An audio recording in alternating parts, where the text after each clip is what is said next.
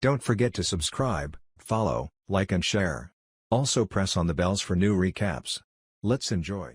The opening scene features a 16-year-old Max, who is currently at a psychiatrist's office. The boy has a strange condition. The people who see his face die on the spot. As a result, he has covered his whole face with a white bandage. He explains the matter to the psychiatrist, saying that his condition originated from his birth. At the time of his delivery, the doctors and nurses were awestruck by his facial appearance, and moments later, they all died. However, this is not a painful death, but a happy and pleasurable death. His face is probably so beautiful that it causes a surge in hormones that immediately ends a person's life. Due to this, Max's parents had to move to a more secluded town. He is also homeschooled to protect himself and the other kids. However, his rare ability makes him feel very lonely, because the only people who aren't affected by this are his parents, who probably ironically think he looks like a foot. The psychiatrist does not believe in his story, so he asks the boy to remove his sunglasses and bandage, and as soon as Max does so, he passes away. Not long after, the police show up, but they can't just arrest the boy for revealing his face. As a result, he is as usual, released without any trouble. Back at home, Max is visited by his only friend, Dan. While having their lunch together, Max's parents ask Dan to sign up for some dating apps for Max, so that he can start going out rather than staying inside the house every day. Dating apps won't help with that. Dating apps are crap. Later on, Max asks his friend to hit him with a brick and disfigure his face, which might disable his condition. However, Dan claims that it won't be effective, reminding him of how they tried that earlier with a hammer. When Max insists, his friend punches him hard on his face, causing his nose to bleed. Sensing Max's sadness, Dan sets up a date for him on Valentine's Day. They meet a girl named Erica at a restaurant, but she is clearly made uncomfortable by Max's appearance. In order to break the ice, he gives her a small gift, a self-sewn handkerchief with her name on it. He also tries to compliment her and flirt with her, but the girl seems uninterested. A short while later, they are interrupted by Erica's ex-boyfriend Greg, who appears to be a tough, intimidating, and aggressive man. Alpha Greg. He begins to make fun of Max's appearance, and even assaults him physically with no apparent reason. Despite being humiliated in front of everyone, Max tries to meet Erica some other day, but she refuses and walks away. Because of all this, Max suffers a mental breakdown. He walks up to a bridge with the intention of throwing himself off, but before he can take such a drastic step, he is approached by a girl named Alex. She surprisingly suggests that he should go to a higher bridge if he really wants to die. Max angrily shouts at her for offering such advice to someone in such a dire state. In response, Alex calmly says that she knew he wouldn't jump. As they converse, Max opens up about his problems and expresses his wish to live a normal life. Upon sensing his depression, Alex takes him to a retirement home where she volunteers. There, she introduces him to her elderly friends, Esther, who battles Alzheimer's disease, and Rosemary, who has a terminal illness. They spend the entire day conversing with them, which cheers Max up because he realizes that Esther's life is more crap than his. Before they part ways, he asks Alex if they can meet again. Sadly, she turns him down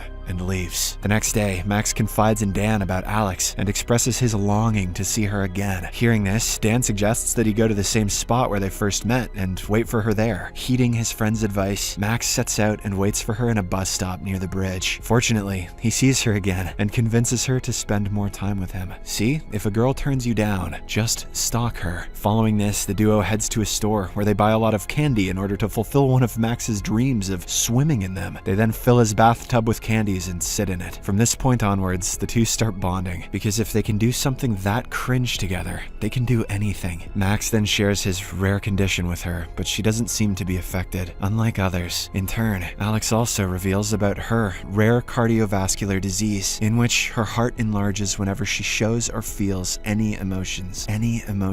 She also shows him how she is wearing a device that monitors her heart every time. But since her condition is currently stable, she says that there's nothing to worry about, for Max is boring and makes her feel nothing. As days pass, they start growing closer and really seem to enjoy each other's company. One day, they go to a cinema hall where they enjoy a movie while also getting turboed. Later that night, Alex walks Max home, and he invites her inside. While in his room, he asks her about the light bulb on her jacket. Alex explains it's a dangerous indicator that lights up when her condition worsens. Amidst their conversation, Alex removes his sunglasses and looks into his eyes. Max is scared that she'll die, but but surprisingly, nothing happens. Probably one has to see his full face to end up in such a fate. Just then, Max's parents return home and are elated to see their son finally having a girl over. Attaboy, son, give her a spank. Hot dear, please. They also introduce an exchange student named Yushin, who will be staying with them until she finishes her studies. They tell Max to befriend her, but he doesn't appear interested in doing so. The following day, Max, Alex, Dan, and his girlfriend plan a forest camping trip. Max's mother asks them to take Yushin as well. The boy is hesitant about it, but upon continuous insisting, he agrees. Later, as they walk in the woods, Alex gets a minor injury. She scratches herself with a branch. Seeing this, Max tears a piece of his face bandage and wraps it around her wound. His action makes her feel loved, which actually isn't good for her heart. As night falls, they all set up a bonfire and camp. During this time, Alex expresses her wish to see Max's face, so he takes her under the blanket, covers her eyes with the bandage, and allows her to feel his face. The moment turns romantic, even though it's weird as shit, and they end up sharing a kiss. In the next scene, Max and Alex visit the retirement home, only to learn that Rosemary is in a critical phase of her life. Seeing the old lady suffering a lot, Alex is unable to hold in her tears, which is again bad for her health. As a result, she walks out of the room, followed by Max. Alex then reveals that Rosemary is suffering a lot, and the nursing home is trying their best to save her by putting her on several medical devices which torture her even more. Due to this, she requests him to take off his face bandage and show his face to Rosemary. In this way, the old woman will not have to suffer so much and can die peacefully. Please, Max, mercy kill this old lady for me with your face. Max is initially hesitant, but after thinking it through, he agrees. Trauma or no trauma, he then goes to the wardroom and reveals his face, letting her die happily. Time passes, and the relationship between Max and Alex gets deeper and deeper. However, things eventually begin to change, as Alex stops replying to his texts and phone calls. After a few days, a concerned Max decides to go to her place. Once there, he learns that the doctor has doubled her medication dose because her heart is getting larger. Hearing this, Max blames himself because they were meeting a lot. He asks if he can do anything for her, to which she asks him to take her to a party. Obliging, Max takes her to a party where Dan is also present with his new girlfriend. At first, the atmosphere is lively as they dance and savor the moment. Soon after, the song changes to a romantic one, prompting them to start a romantic dance. This causes Alex's heart to beat very fast, which makes her feel uneasy. When she starts bleeding from her nose, she excuses herself and rushes to the bathroom. Now that Max is alone, Dan and his girlfriend join him for company. After a while, they are approached by Erica's ex-boyfriend, Alpha Greg, and his boys. Once more, the aggressive guy bullies Max and even goes as far as removing his face mask. Dan's girlfriend happens to see his face, which leads to her tragic demise. Shortly after, the police arrive at the scene and arrest Max. While walking towards the police car, Max notices Alex being transported to the ambulance, as her health seems to have deteriorated